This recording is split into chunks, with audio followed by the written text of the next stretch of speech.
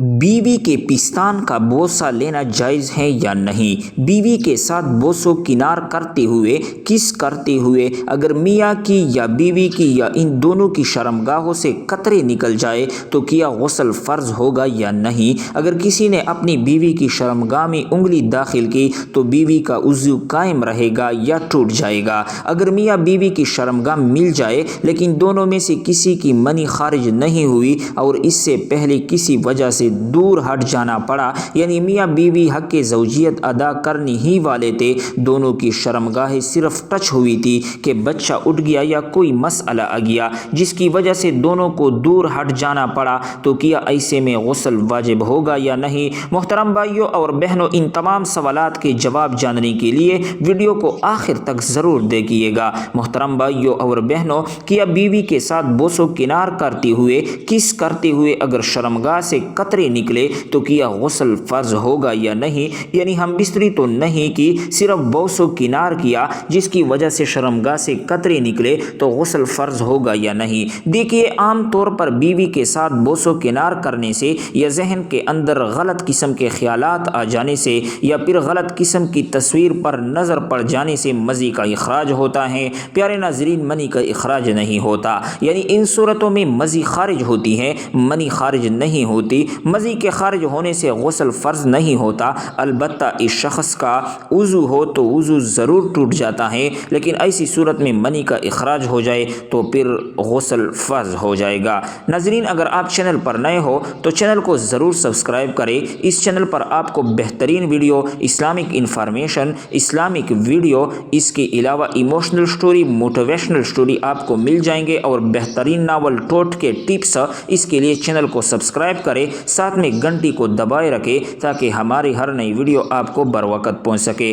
मोहतरम भाइयों और बहनों, एक सवाल पूछा गया है कि अगर मियाँ और बीवी साथ हैं और इनकी शर्मगाह मिल गई, शोर का इखराज यानी मनी खारिज नहीं हुई और इससे पहले किसी वजह से दूर हट जाना पड़ा, या दूसरी सूरत में यूँ कह ले कि मियाँ और बीवी मिले कि दोनों की शर्मगाह टच हुई, बच्चा उठ गया या कोई और मसला आ गया जिसकी वजह से दोनों को दूर हट जाना पड़ा, तो क्या ऐसे में गुस्ल वाजिब होगा या नहीं। एक हदीस का मफ़हूम है कि हुज़ूर सल्लल्लाहु अलैहि वसल्लम ने फरमाया कि जब खतना से खतना मिल जाता है तो गुस्ल टूट जाता है। अगर हम बिस्तरी नबी की हो तो मुकम्मल तौर पर औरत की शर्मगाह में मर्द की शर्मगाह नबी गई हो और सिर्फ टच होकर दूर हट गए हो तो भी गुस्ल वाजिब हो जाएगा, इसलिए कि जब शर्मगाह से शर्मगाह छू जाती है, टच हो जाती है। हदीस पाक के अल्फाज पर गौर फरमाए कि खतना से खतना मिलना, सामने के हिस्से को यानी कि मर्द के सामने का हिस्सा और औरत के सामने का हिस्सा मिल जाए तो गुस्ल टूट जाता है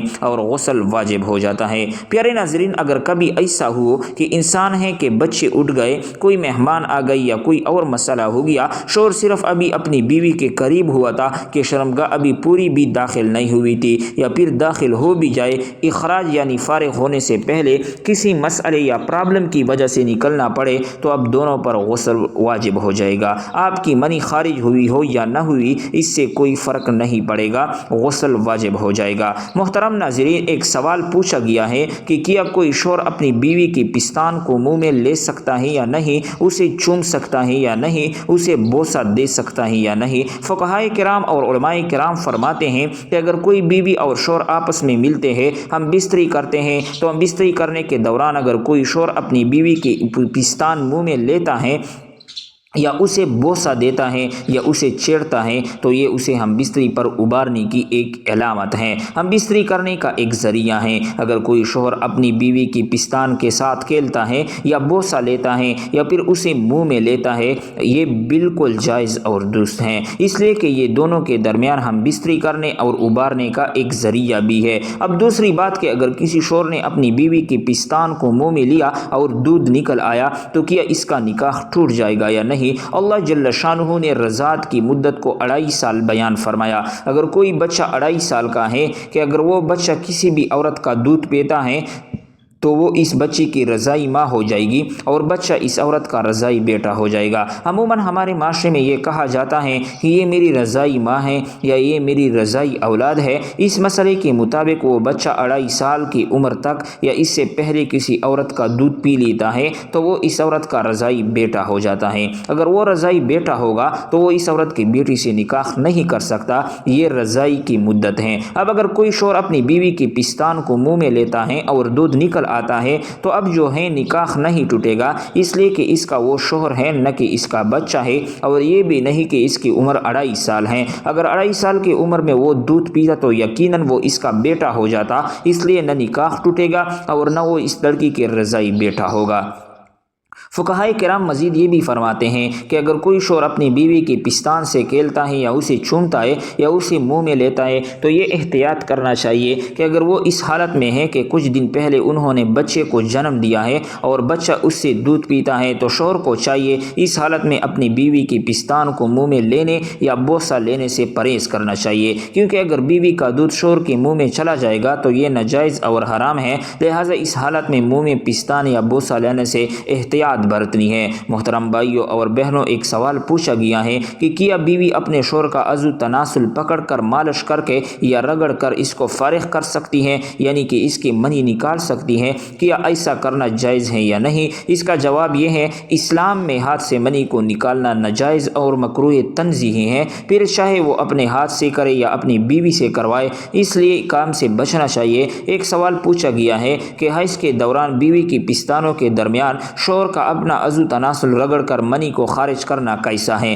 تو اس کا جواب یہ ہے کہ حیض کے دوران بیوی سے ہم بستری نہیں کرنی چاہیے، اور ہم بستری کے علاوہ کسی اور طریقے سے مرد یا عورت جنسی خواہشات کو پورا نہیں کر سکتے، اس کی اجازت اسلام نہیں دیتا۔ اس لیے حیض کے دوران بیوی سے ہم بستری نہ کریں اور نہ ہی اپنی خواہشات کو پورا کرنے کے لیے کسی دوسرے طریقے کو اپنائیں۔ محترم بھائیوں اور بہنوں، ایک سوال یہ بھی پوچھا گیا ہے کہ کیا پورے کپڑے اتار کر ہم بستری کرنا جائز ہے یا نہیں؟ اس کا جواب یہ ہے کہ جب میاں بیوی نکاح میں آ گئے تو سارے پردے ختم ہو گئے، اب شوہر اور بیوی جس حالت میں چاہے ہم بستری کر سکتے ہیں، یہ جائز ہے۔ ایک حدیث مبارکہ میں حضرت عائشہ صدیقہ رضی اللہ تعالی عنہا فرماتی ہیں کہ حضور نبی کریم صلی اللہ علیہ وسلم جب تک دنیا میں رہے، حضرت عائشہ رضی اللہ تعالیٰ عنہ نے کبھی آپ کی شرمگاہ کو نہیں دیکھا، اور نہ ہی حضور نبی کریم صلی اللہ علیہ وسلم نے کبھی حضرت عائشہ صدیقہ رضی اللہ تعالی عنہا کی شرمگاہ کو دیکھا۔ ایک اور حدیث مبارکہ ہے کہ حضور نبی کریم صلی اللہ علیہ وسلم نے فرمایا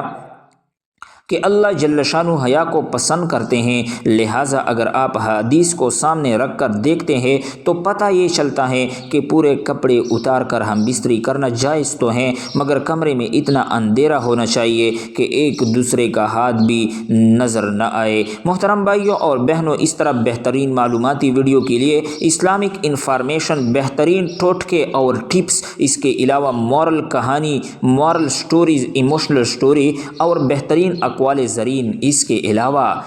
علاوہ بہترین نالج سبق آموز واقعات کے لیے ہمارے چینل کو ضرور سبسکرائب کریں، ساتھ میں گھنٹی کو دبائے رکھیں تاکہ ہماری ہر نئی ویڈیو آپ کو بر وقت پہنچ سکے۔ پیارے ناظرین، یہ یوٹیوب پر ایک بہترین چینل